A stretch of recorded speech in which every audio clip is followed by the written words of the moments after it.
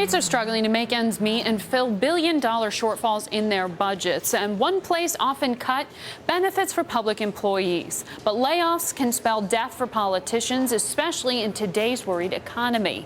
But reduction in benefits was a risk that Ohio's governor decided to take to eliminate an $8 billion deficit. He signed a law that limits the collective bargaining rights of over 350,000 public employees, bans them from striking, and requires them to pay more for their benefits.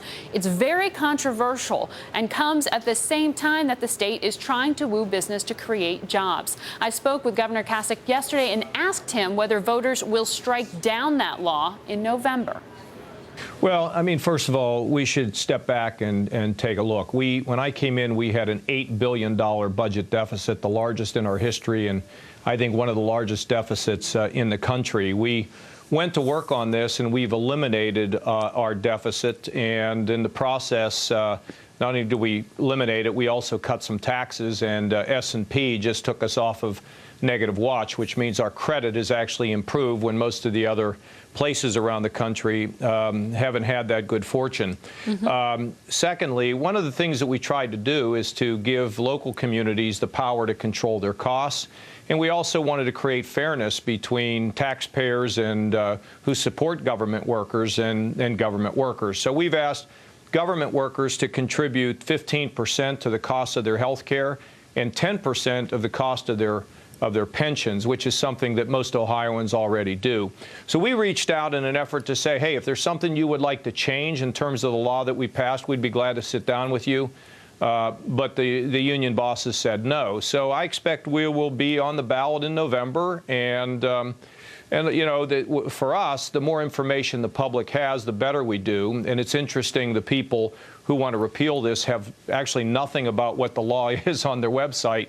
So I really don't think they want to talk about what the facts are in this. And we'll let the people decide. It's all part of the government process, and we'll see what happens.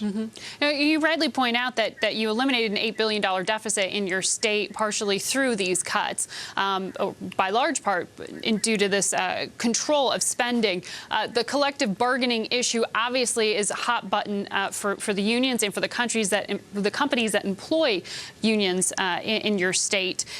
So this showdown going into November, how much will that complicate just getting business done through the fall months? Well, I mean, first of all, you have to understand that most state workers are already contributing what we're asking all other government employees to do. And this was an effort to give local governments the ability to control their costs, because one thing we don't want to do is to have the state of Ohio putting us in a better economic situation and have local governments raising taxes, which can drive businesses out. What is the future for jobs in Ohio, though? Because over the past decade, you've lost more than half a million. You point out you're adding now.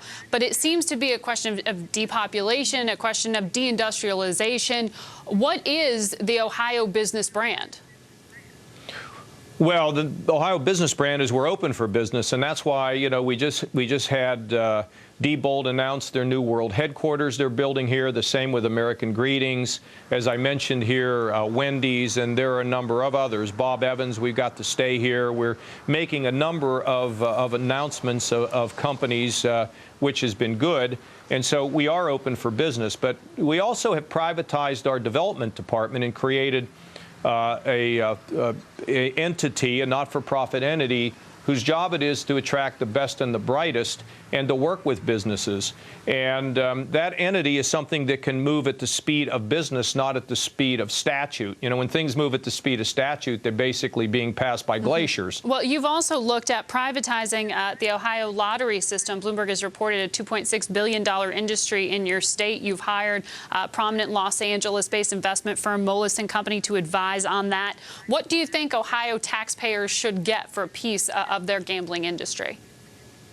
Well, we're having casinos coming in here now, and we passed a referendum to permit the casinos to be in here. And I felt that, frankly, we could have gotten a little bit more money out of the casino operators, and we have done just that. We've been able to secure an additional, over the next 10 years, of about $250 million more in revenue for the state. But, you know, that's sort of behind us now because the casinos in the administration reached an agreement. One of the things we are looking at, in addition to the gaming, is our turnpike. You know, we have a turnpike that really is not very responsive to the state. They move traffic, but we think it's an underutilized asset. I pressed Governor Kasich on what the threshold was for a private turnpike to be profitable. He declined to comment at this point. He did note that he is concerned that in the past few months they have seen unemployment tick up in Ohio, but is confident he can turn that back around.